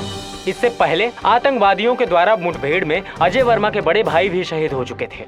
अजय वर्मा को ढूंढने की बहुत कोशिश की गई, लेकिन कुछ पता नहीं चल पा रहा है। ब्लास्ट वाली जगह से अजय वर्मा के कुछ सामान मिले हैं, जिससे ये अनुमान लगाया जा रहा है कि अजय वर्मा शहीद हो चुके हैं। आप लोगों को एक जानकारी और दे दूं, कुछ ही दिन पहले आतंकवादियों के द्वारा हुए हमले में अजय वर्मा के बड़े भाई शहीद हो चुके थे। अब अजय वर्मा की इस खबर से पूरा देश शोक में डूबा हुआ है। सोचिए, अजय वर्मा के माँ बाप के दिल पे क्या बीत रहा होगा, जिनके दोनों जवान बेटे देश की रक्षा करते करते शहीद हो चुके हैं। अभी कुछ ही दिन पहले अजय वर्मा की शादी हुई थी। उनकी नई नवेली दुल्हन, जिसके हाथ से मेहंदी के रंग भी नहीं छूटे थे, बेचारी विधवा हो गई। जरा सोचिए, उस शहीद के विधवा के दिल पर क्या बीत रहा होगा। शोक प्रकट करते हुए सेना प्रमुख ने वीर शहीद अजय वर्मा को श्रद्धांजलि दी और उन्होंने बताया कि अजय वर्मा के इस शहादत को पूरा देश नमन करता है।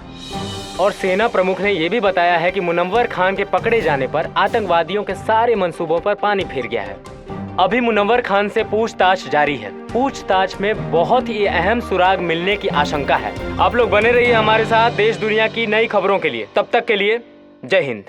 आतंकवादियों ने भारत पर फिर हमला किया, जो काफी तादाद में थे। आतंकवादियों ने फिर से हमला किया, कई जवान शहीद हो गए, लेकिन आर्मियों ने आतंकी सरदार मनोहर खान को अपने गिरफ्त में ले लिया है। लेकिन दुख की खबर ये है कि अभी तक अजय वर्मा की कोई खबर नहीं मिली।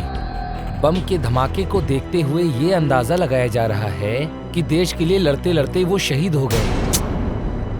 दिग्विजय भैया के बड़ लड़का पहले ही शहीद हो गए रहल। अजय ही रहल परिवार के आधार, वो शहीद हो गई। अब उनके परिवार पे का बीती। दिग्विजय भैया के दिल पे पहाड़ टूट गई। मिल गई शांति, मिल गई शांति ना। हम पहले मना करत रहनी कि हमरा बेटवा के ना भेजी,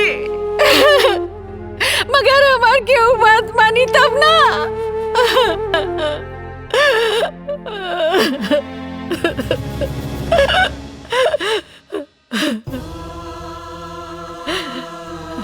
भाई, हमारे बेटा के लाश खेता दिखा दो। बाबूजी, विस्फोट इतना जोर से फैल रहा है ना, अजय के कुछ भी पता ना चलल।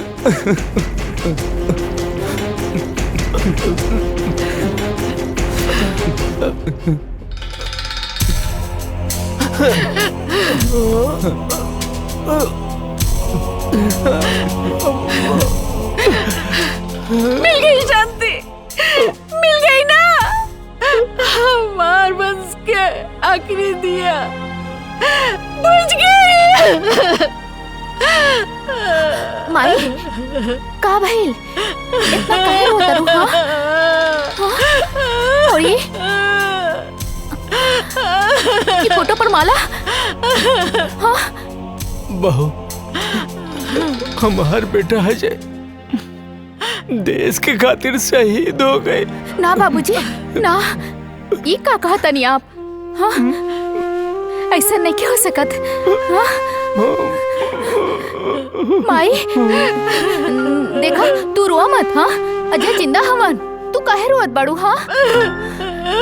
अरे, तोहर माथा फिर गइल बा का? हाँ? अपन जिंदा बेटा के शोक मनावत तारू? हाँ? कहा तानी कि जिंदा बाड़े? हाँ? देखा, हमारा अजय के धड़कन सिर्फ हम महसूस कर सकता नहीं। हाँ? हमरा के इनका धड़कन महसूस हो रहा बा। नहीं मान सकत, अजय जिंदा हुआ।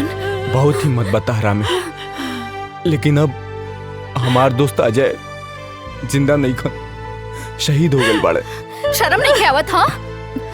एगो फौजी होके एगो जिंदा फौजी के शहीद बोला तारा? शहीद हो गई? हाँ? ना, वो शहीद नहीं हो सकत। कोनो दुश्मन के बम या गोली में इतना ताकत नहीं खे कि हमार सुहाग के हमरा से छीन ले। हाँ? माई, देखा, तू रोआ मत। हाँ? देखो तू शांत हो जा। हाँ अजय आई है, जिंदा हुए अजय, वो जिंदा हुए, जिंदा बड़े। हाँ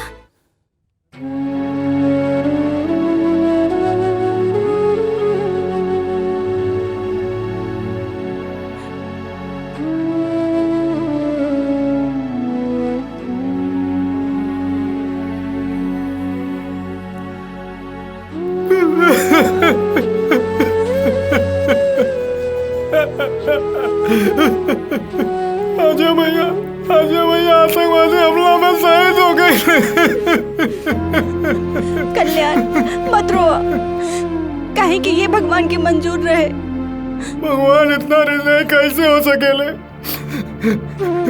चाची चाची रो रो के पागल हो रहे मालिक। और काजल मौसी के तुम पता ही नहीं भाई कि उनकर सुहाग गुजर गई। भगवान इतना निर्दयी कैसे हो सकेले? कैसे हो सकेले? अरे श्याम क्या करता ना? श्याम, अरे अंधेरा में कौन पढ़ाई करता ना बेटा? ए श्याम, अरे मचिसिया बना काजनी कहाँ थई लेबा?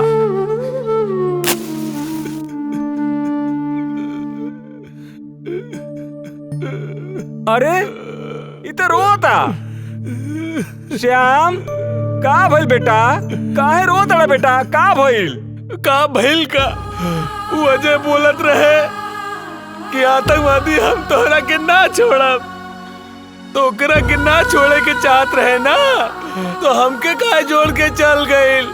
हम तो ओकर यार रहनी ना, गद्दार थोड़ो है जो हमके छोड़ के चल गए। बेटा तू ठीक कह रहा बड़ा बेटा। बेटा मत रो बेटा, हम तुम्हारे साथ पानी बेटा, हम तुम्हारे साथ पानी बेटा, मत रो बेटा, चुप रह बेटा, शांत हो जा।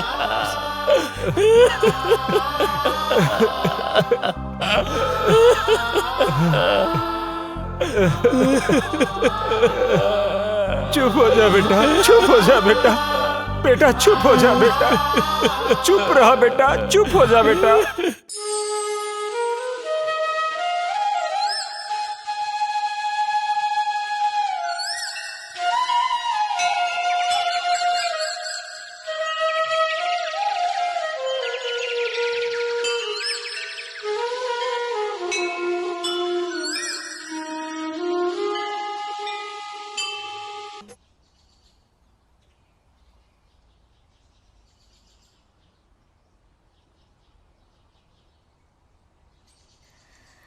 बहू, ई तू का कर रहा बाड़ू बहू? अरे अजय अभी दुनिया में नहीं खे, भगवान के उहे मर्जी रहे। अजय नैखन मरल बाबूजी, हमरा के पूरा विश्वास बा वो जहाँ भी हुई है हमारी मांग के सिंदूर उनका के खींच के ले आई। अजय के भाई तू ही समझावा बहू के। बेटी माजी, हमरा के विश्वास बा वो जिंदा हुए। हाँ बेटी, सब ठीक हो जाएगी, भगवान पे भरोसा रखा, सब ठीक हो जाएगी। रउआ बिल्कुल ठीक कहा तानी। देखी रउआ जैसन उचित समझी वैसन करी, हमरा कौनो एतराज नहीं के। चला काजल। कहाँ? बिटिया अभी तहार उम्र ही का बा, ये पहाड़ जैसी जिंदगी कैसे कटबू तू? यही से हम फैसला कैले बानी कि हम तोहार दूसर बियाह करब। सुना बहू, बाबूजी के कहल तू मान ला, अभी तो बहुत जिंदगी पड़ल बा। आखिर बहू अकेले तू कब तक रहबू? कब तक? का बाबूजी बोझ लगता नहीं का बात कर रहा बारू बेटी? अरे बेटी तू हमार बात समझे के कोशिश करा। एक तो धन भाग हमार की तू हमरे घर में बहू बन के आयलू। हम कोनो आँख के काजल ना है कि आंसू के साथ बह जाई। अजय के नाम में हम अपन रूह, धड़कन सब कुछ कर देले बानी। हम अपन अंतिम सांस ले उनका इंतजार करब। हमार बात समझे की कोशिश करा।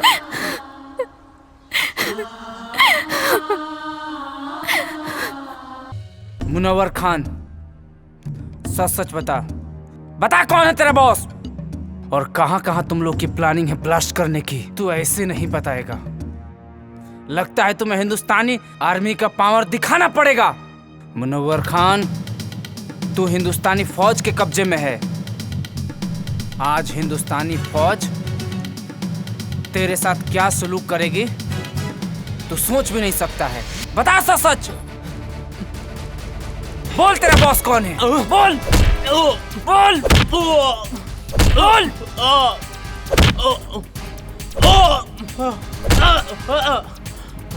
बोल कौन है बॉस तेरा? ए फौजी, तू ना चाहे मेरी जान ले लेगा ना तो अभी नहीं बता सकता मैं, समझा? मैं कुछ नहीं बता सकता, मैं मर जाऊंगा लेकिन नहीं बता सकता, समझा? तू ऐसे नहीं मानेगा, तुझे 3rd डिग्री देना ही पड़ेगा। बोल कौन है बॉस तेरा और क्या मकसद है तुम लोगों का? नहीं बता सकता। चल जुबैर, फोन लाओ।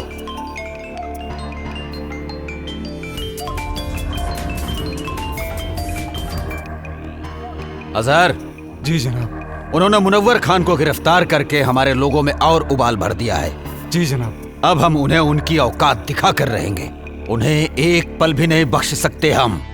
अब हमें खौलते हुए खून से नहीं, ठंडे दिमाग से काम लेना होगा। अजय वर्मा और उसका भाई हमारे ही किए हुए हमले में शहीद हुए थे। जी जनाब। दोनों भाई हिंदुस्तान और हिंदुस्तानी मीडिया के लिए हीरो हैं। अब हमें लोगों के इस इमोशन को अपना हथियार बनाकर मुनव्वर खान को छुड़ाना पड़ेगा। जी जनाब। हम उसकी माँ को किडनैप करके पाकिस्तान लाएंगे और फिर हिंदुस्तान की फौज और सरकार को जी जनाब अपनी इज्जत बचाने के लिए मुनव्वर खान को छोड़ना ही पड़ेगा, नहीं तो लोग सड़कों पर आ जाएंगे। सलाम अलैकुम।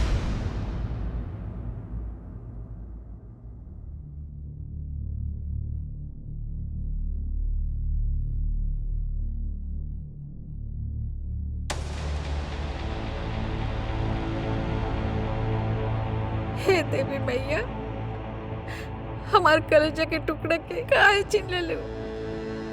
ओकरा बिना कैसे जी, ओकरा बिना हम कैसे जिया तानी माई? हम मर जाए, अब हम मर जाए। हाँ, हमरा लाल के साथ का कहलू, ओकरा के कुछ कैसे हो गल मैया? तू तो पूरा संसार के माता बड़ो, तू तो जाने लू। ओकरा बिना काजल कैसे रही माई? हमरा परिवार के पुकार तो तू सुन सकेलू ना माई? हाँ, तू तो जाने लो, ओकरे बिना हम ना रह सकब। ओकरे के कुछ कैसे हो गए?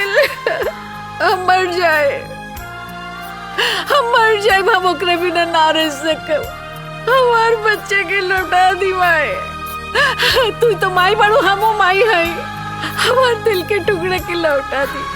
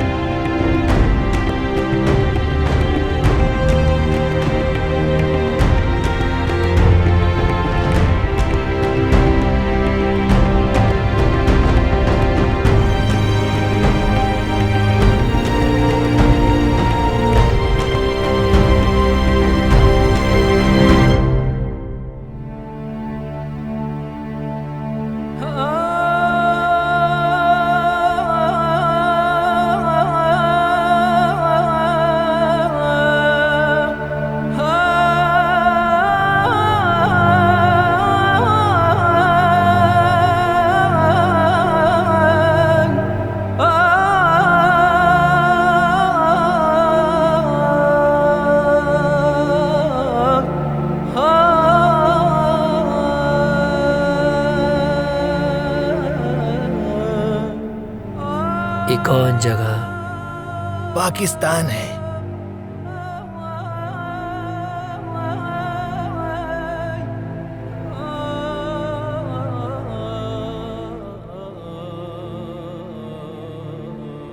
हम यहाँ कैसे हैं? कल मैं जंगल गया हुआ था तो वहां पर मैंने देखा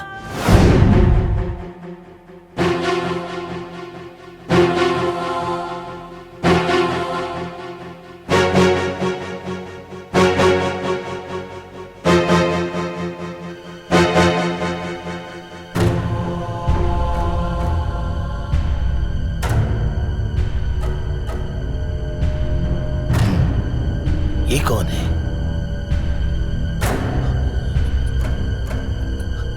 ये तो ऐसा लगता है जैसे हिंदुस्तानी है। ये फौजी लगता है।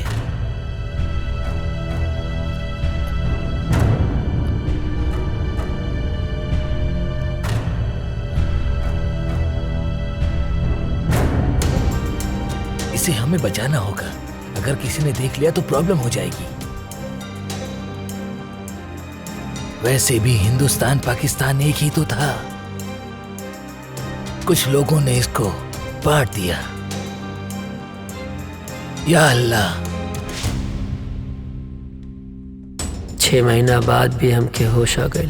अबले हम जिंदा हैं। जरूर कोनो खास मकसद। हमरे वतन के साथ साथ हमार माई काजल भी हमारे इंतजार करत हुई हैं। हमके जल्द से जल्द अपने वतन लौटे के पड़ी।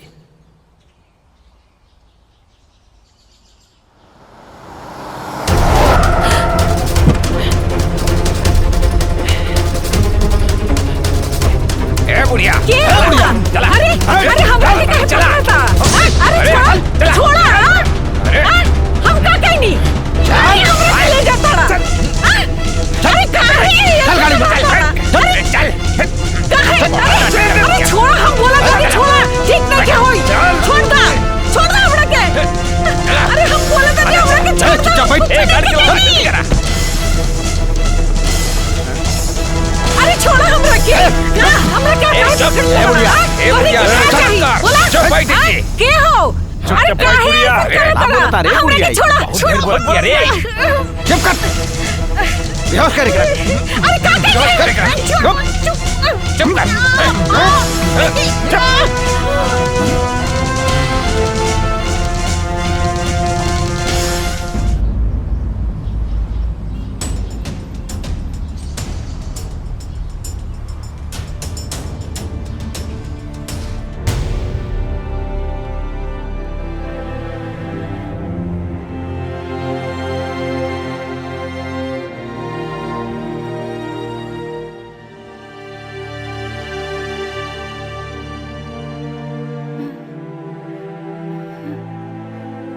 ये हम कहाँ बनी?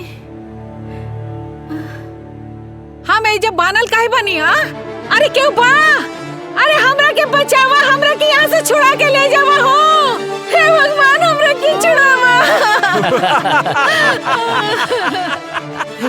अरे हमरा के बचावा इन लोगन से।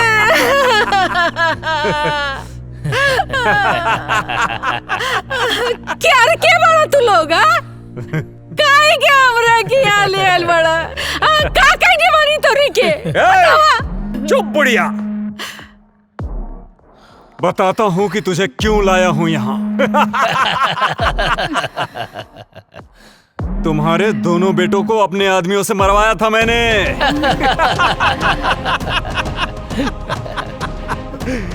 सुन, तुझे मैं किस लिए लाया हूँ वो मैं तुझे बताता हूँ। तुम्हारे हिंदुस्तान के आर्मी ने हमारी टीम के कमांडर मुनव्वर खान को गिरफ्तार करके अपने हिंदुस्तान के जेल में बंद कर रखा है, जिसकी वजह से सारा प्लान हमारा फेल हो रखा है। और उसे ही छुड़ाने के लिए हमने तुझे किडनैप करवाया है आज, क्योंकि तेरे परिवार से पूरे देश की भावना जुड़ी हुई है। ये बुढ़िया सुन, अगर 24 घंटे के अंदर अंदर मुनव्वर खान को हिंदुस्तान सरकार ने नहीं छोड़ा तो हम तुम्हारे साथ जो करेंगे ना, उसे देखकर सारे हिंदुस्तानियों की रूह कांप जाएगी। और अभी 24 घंटे होने में कुछ ही समय बाकी है।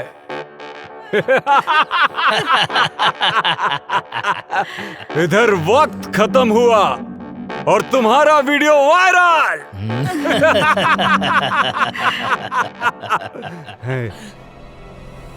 और उधर सरकार के खिलाफ जनता का विरोध। और विरोध इतना भयानक होगा कि मुनव्वर खान को हिंदुस्तान सरकार को छोड़ना ही होगा। वक्त तो अब खत्म होने वाला है। उससे पहले एक आखिरी बार हिंदुस्तान सरकार को वक्त देने दो। भगवान तू लोग के कभी ना माफ करिए। हाँ दरिंदो, हमरा के छोड़ी, हम बेकसूर बानी, हमरा के काहे पकड़ के रख ले बड़ा।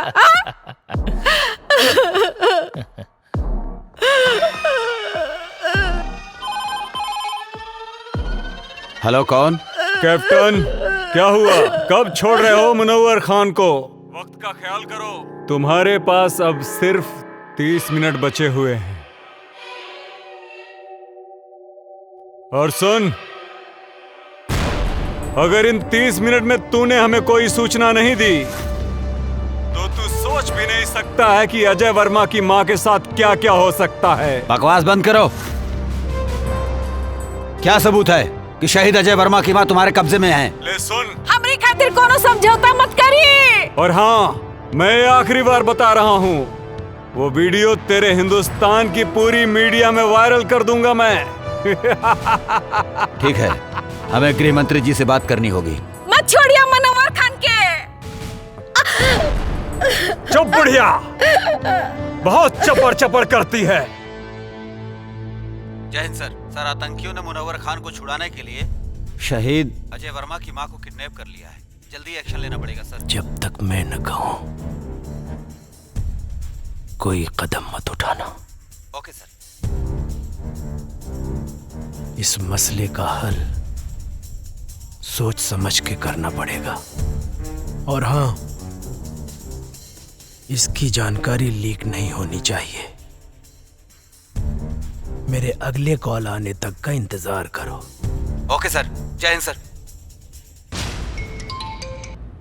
हेलो अजहर, क्या खबर है? जी हुजूर। हिंदुस्तानी फौज कब रिहा कर रही है मुनव्वर को?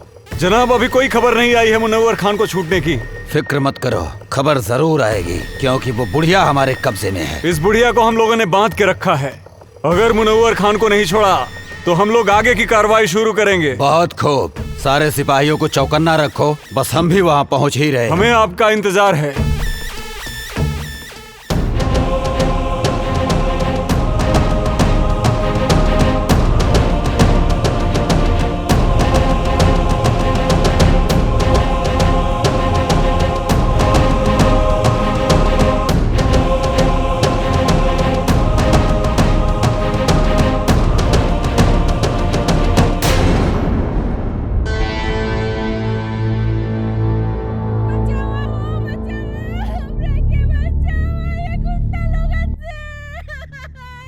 इ तो कोनो लड़की की आवाज लागत बा।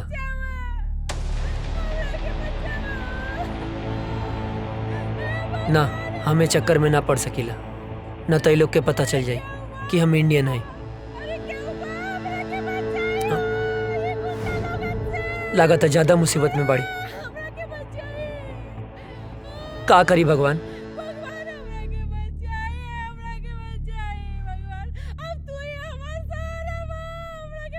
केहू के भी बहन बेटी हो सकेले,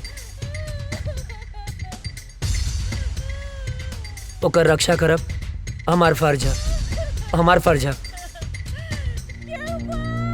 हमरा मदद करी, हमरा के बचाए। इतना माई बाड़ी, हमरा के बांध के रखल बा, हमरा के बचाए।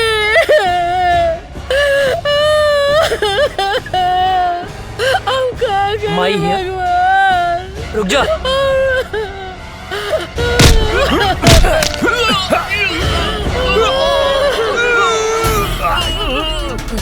अजय! अजय! बाबा जिंदा बड़ा! हे भगवान! लगले!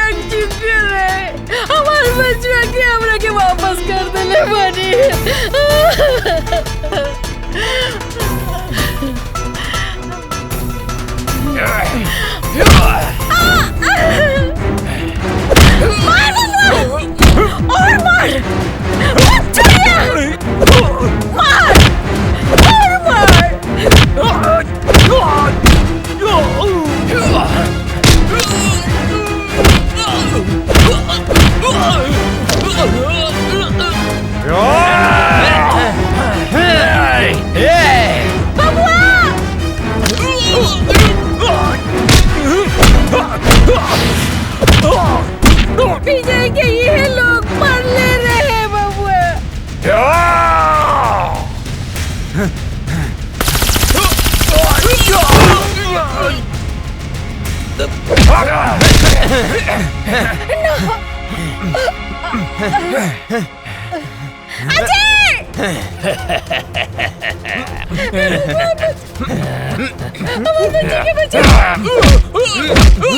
मत छोड़िए, हम एक फौजी के माई हाई। मार बेटा, इन्हीं के छोड़िए मत। कूद के।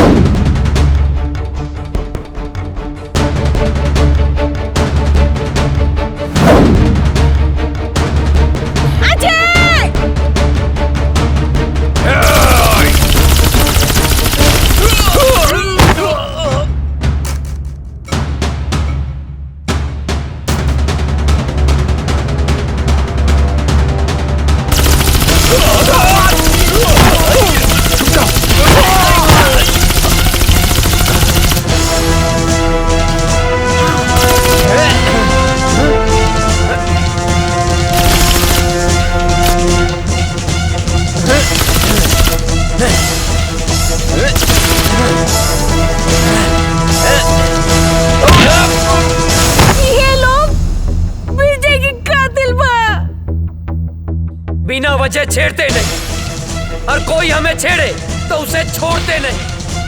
फाड़ दे कलेजा दुश्मन के घर में, हिंदुस्तानी उसे कहते हैं।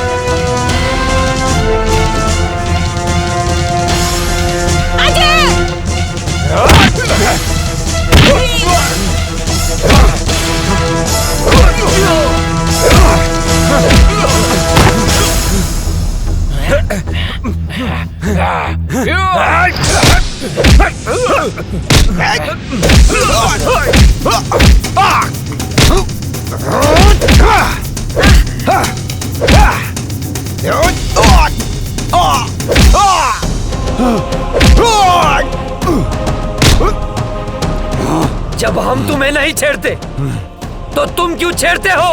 कश्मीर क्यों नहीं छोड़ते? कश्मीर हमारा है। तुम एक मुनव्वर मारोगे तो 100 मुनव्वर पैदा होंगे। तुम एक मुनव्वर मारोगे तो लाख पैदा होंगे। लाख!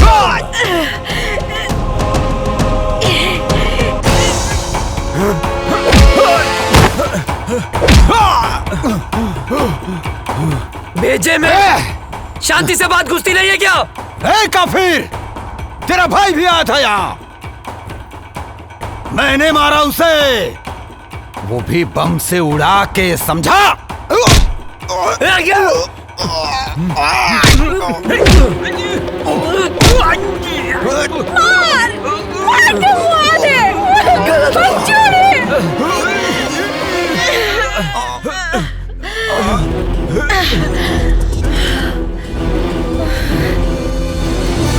तुझे क्या लगा मेरे भाई को मार के सांस बंद कर दूंगा तेरी, जान ले लूंगा तेरी, तेरे इसी पाकिस्तान में मार डालूंगा तुझे। हिंदुस्तानी हूं मैं अजय, हिंदुस्तानी हूं मैं, हिंदुस्तानी। अजय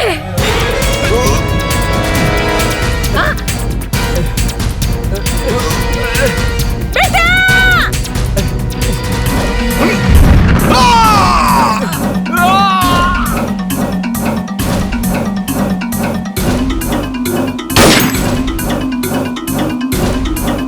माई, ए माई, माई, ए माई,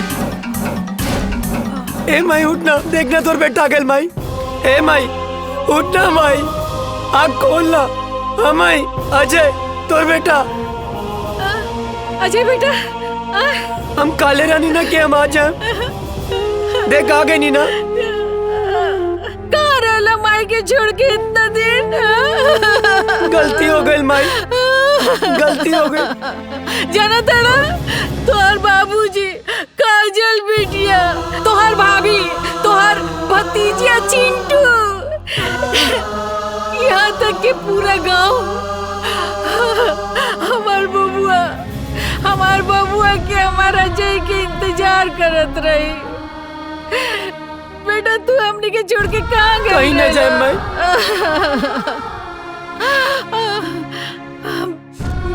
चला चला घर चला। हाँ माई। काजल बिटिया तो हर इंतजार चला करत उठा। रही। जना तेरा मेरा भारत महान। जय हिंद, जय भारत।